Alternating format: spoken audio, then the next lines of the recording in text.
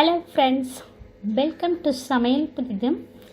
இன்றைக்கி நம்ம வீடியோவில் பார்க்க போகிற ரெசிபி இட்லி, தோசை, சாதம், சப்பாத்தி, ரொட்டி, ஊத்தப்பம் இது எல்லாத்துக்கும் வச்சு சாப்பிட்ற மாதிரி ரொம்ப அருமையான சுவையில் சைடிஷ் ரெசிபி பார்க்க போகிறேங்க. இந்த சைடிஷ் வீடியோவை பார்த்துட்டு இதே அளவுக்கூட இதே முறையில் நீங்கள் செய்து பாருங்கள். செய்து பார்த்துட்டு உங்களுடைய கருத்துக்களை ஷேர் பண்ணுங்கள். இந்த வீடியோ பிடித்திருந்தால் லைக் பண்ணுங்கள், ஷேர் பண்ணுங்கள், சப்ஸ்கிரைப் பண்ணுங்கள், கமெண்ட் பண்ணுங்கள். இந்த வீடியோவை முழுமையாக ஸ்கிப் பண்ணாம பாருங்கள். இப்போ வாங்க ரெசிபிக்குள்ளே போகலாம். இப்போ ஸ்டவ் மேலே கடாயில் 3 டீஸ்பூன் அளவுக்கு எண்ணெய் சேர்த்துருக்கேன். எண்ணெய் சூடானதும் 2 பெரிய வெங்காயம், காரத்துக்கு 2 பச்சை மிளகாய், 5 பூண்டு பற்கள், 1 கொத்து கருவேப்பிலை சேர்த்துருக்கேன். இப்போ அடுப்பை மிதமான தீயிலே வச்சுட்டு நம்ம வதக்கி எடுத்துக்கலாம். இப்போ வெங்காயம்லாம் பாதி அளவுக்கு வதங்கினதும் இதில் தக்காளி பழம் நல்ல பழுத்த பழமாக சேர்த்துக்குங்க. இப்போ தக்காளி பழத்தையும் நல்லா வெங்காயத்தோடு மிக்ஸ் பண்ணிக்கலாங்க. இப்போ மிக்ஸ் பண்ணதுக்கப்புறம் இதில் கத்திரிக்காய் சேர்த்துக்கலாம். 1/4 கிலோ அளவுக்கு கத்திரிக்காவை சேர்க்குறேன். கத்திரிக்காய் எப்போ சேர்க்குறோமோ அந்த டைமில் கட் பண்ணிக்கோங்க. முன்னாடியே கட் பண்ணிங்கன்னா கருத்துருங்க. இப்போ தக்காளி எந்த அளவுக்கு எடுத்தோமோ அதே அளவுக்கு 2 மடங்கு கத்திரிக்காய் சேர்த்துருக்கேன். இப்போ கத்திரிக்காவை சேர்த்து நல்லா மிக்ஸ் பண்ணிக்கலாம். மிக்ஸ் பண்ணதுக்கப்புறம் இந்த சைடிஷ்க்கு தேவைக்கேற்ப உப்பு 1/2 டீஸ்பூன் சேர்க்குறேன். இப்போ உப்பு சேர்த்து வதங்கும் போது நல்லா சீக்கிரம் வதங்கி வந்துடுங்க. இப்போ உப்பு சேர்த்து மிக்ஸ் பண்ணிவிட்டு ஒரு 3 கொத்து அளவுக்கு மல்லித்தழையும் சேர்த்துருக்கேன்.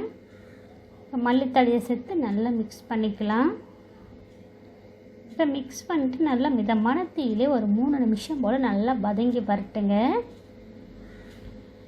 இப்போ இது வதங்கினதுக்கப்புறம் இதில் நம்ம குழம்பு மிளகாத்தூள் 1/2 டீஸ்பூன் அளவுக்கு சேர்க்குறேன். குழம்பு மிளகாத்தூள் உங்கள் கிட்டே இல்லைன்னா அதுக்கு பதில் 1 டீஸ்பூன் தனி மிளகாத்தூள், 1/2 டீஸ்பூன் மல்லித்தூள், 1 சிட்டிக்கை அளவுக்கு மஞ்சள் பொடி சேர்த்துக்குங்க.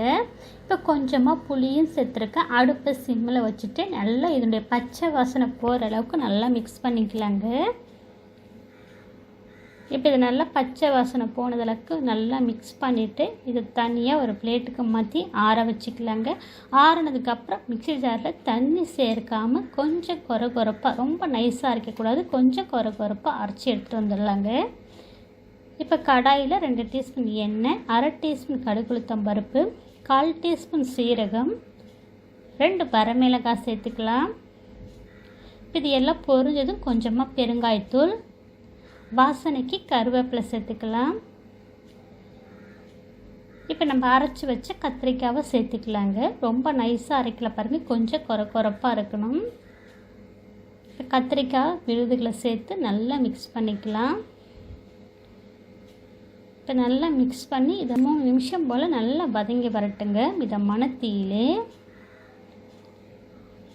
இப்போ பாருங்கள் நல்லா வதங்கி வந்துடுச்சுங்க. இப்போ ஸ்டவ் ஆஃப் பண்ணிவிட்டு இதை சுட சுட இட்லி, தோசை, சப்பாத்தி, ரொட்டியோடலாம் பரிமாறுங்க. ரொம்ப விரும்பி சாப்பிடுவாங்க. சாதத்துக்கு கூட ரொம்ப அருமையாக இருக்குங்க. கத்திரிக்காய் பிடிக்காதவங்களுக்கு கூட இந்த முறையில் நீங்கள் ட்ரை பண்ணி பாருங்கள். ரொம்ப விரும்பி சாப்பிடுவாங்க. இதில் கத்திரிக்காய் சேர்த்த மாதிரி கொஞ்சம் கூட தெரியாதுங்க, அவ்வளோ ருசியாக இருந்துச்சுங்க.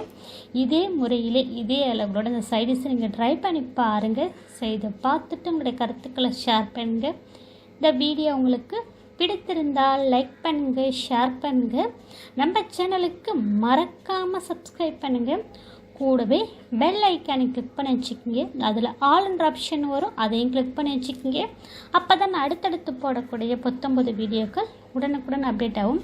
இந்த வீடியோவை முழுமையாக ஸ்கிப் பண்ண பார்த்ததுக்கு நன்றி. வணக்கம்.